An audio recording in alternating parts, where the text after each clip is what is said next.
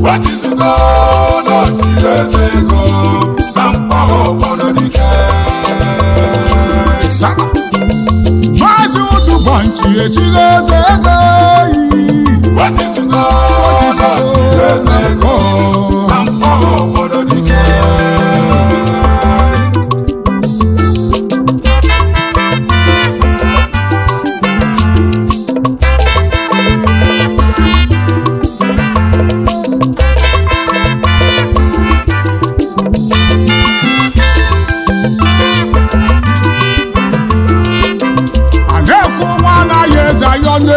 Wache na agbu Igbo ghali, wache na abụ nkịtị, o meli na mkpọ.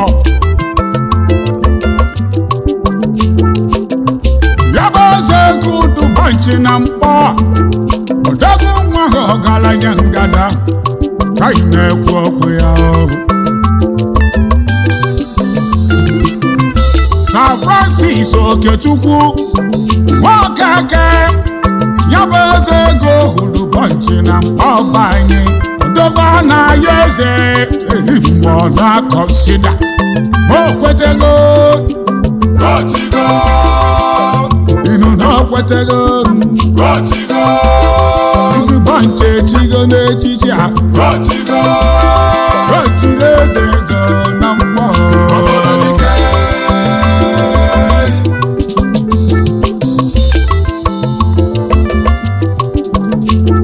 Asịrị ife obodo onye lebe n'ụwa obodo na-afụ ya ọfụma.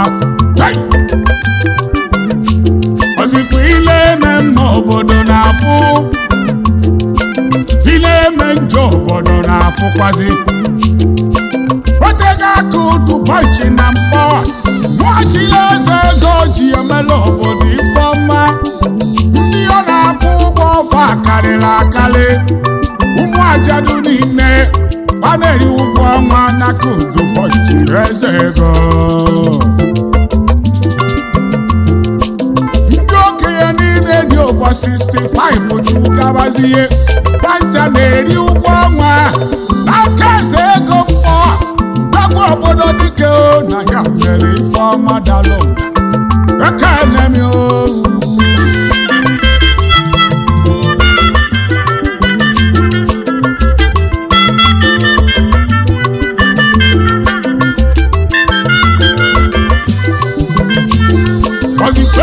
Krismas ka o ji ebe amala etegharị na mkpọ, o butetrela rice.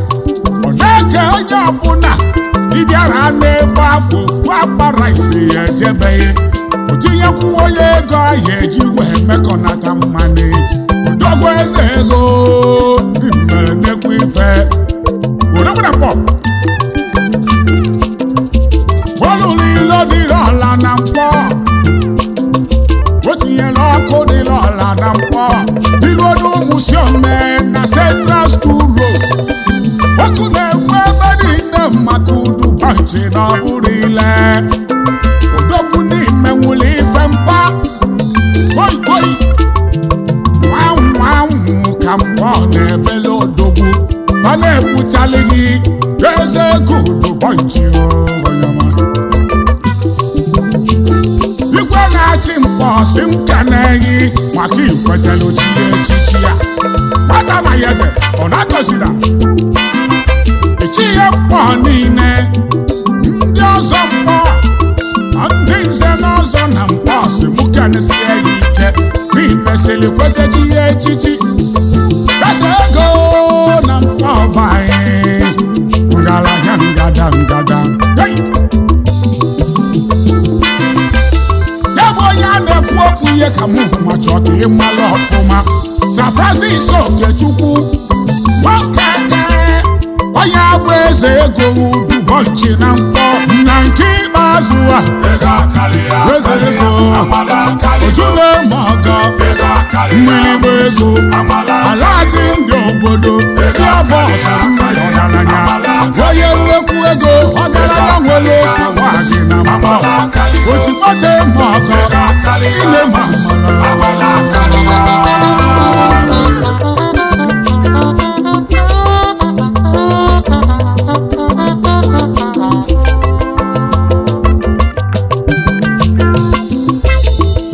Chief Francis Okechukwu Eze ego Udubanchi na mkpọrọ obodo dike landlord Chika Obi wenu mekene oyama ọgaranya nwere obi ọcha ichighata n'ime obodo gbabụ na osiri ike si ka agha ara gị ya felala obodo arụki na-emezi ihe na chọọchị bụrụ n'isi dibịa n'ọha obodo bụrụ n'isi isi na-egbu ogidi onye bụ Udubanchi na mkpọ ndị mere ọgaranya karịa na mkpọ ndị gbajere obodo oyibo falili nne ndị bidoro afịa falili nne ndị nyere ọrụ na gọọmenti ndị kpọnarụ Lagos bụ gbasiaba fanta bụsi ọgaranya gbasi m keneghị Udubanchi na mkpọ eze ego Igbo niile Udubanchi ejighị eze ego wetizugo n'ochiri eze ego na mkpọrọ obodo dike Maazị Udubanchi ejighị eze ego wetizugo eze ego na mkpọrọ obodo dike eze ego Udubanchi eze ego Udubanchi eze ego Udubanchi nnekwu ego Udubanchi Banchi ya karịa Udubanchi eze ego Udubanchi onye nnekwu ego Udubanchi na mkpọrọ obodo dike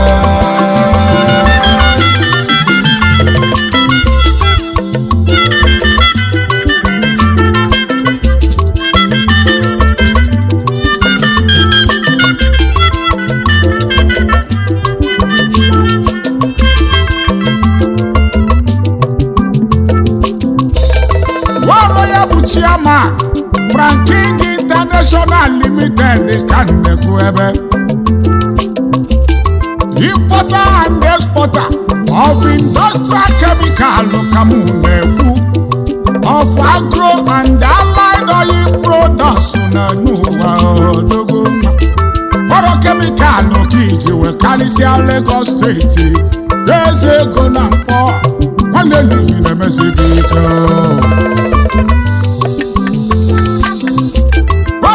CEO Franjen Royal Suits Limited n'Ọkọta Lagos họteelụ kasị mma n'Ọkọta ebe a na-ezu ike ebe a na-eje holiday ịchọba bishop obodo oyibo n'ụwa gbakwere inweta jee na Franjen iru ebe afọ n'ọnwa week isesia foto obodo ọ masịrị gị kọbazie rọbebi jere wee nata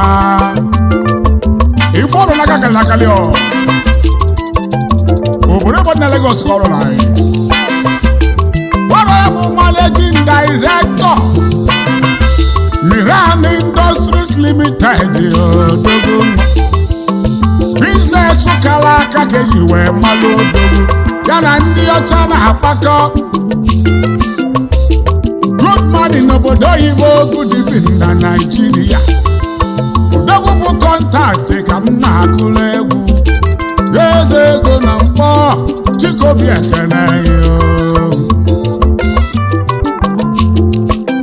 keneli m nwaanyị ọmaghị Chukwu ji wee chọọ gị mma Lady Ifeọma Oje Okeke onye bụ di manụ ịdị ka a chọrọ nwaanyị onume ekeneghị osodi ya makụ kedụzi Chika Obi na-etili gị egwu nwaanyị ọcha lechaba na chi melodi mma di gị na ọ bụ mgbamgba odogwu eze ego na mkpọ ụmụ gị si ntụ oge eze ego na mkpọ 2+2 nwoke na-abụ nwanyị na Chukwu ji wee gọzie gị gbasịpụtuo gị afọ eze ego ụbọchị na mkpọ ka fanụ ya na ntị eze ego ụbọchị na mkpọ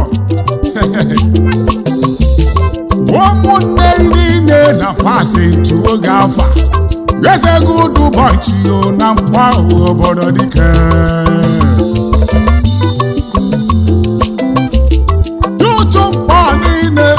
si butuo gị ya bụ afa eze ego ụbọchị na mkpọ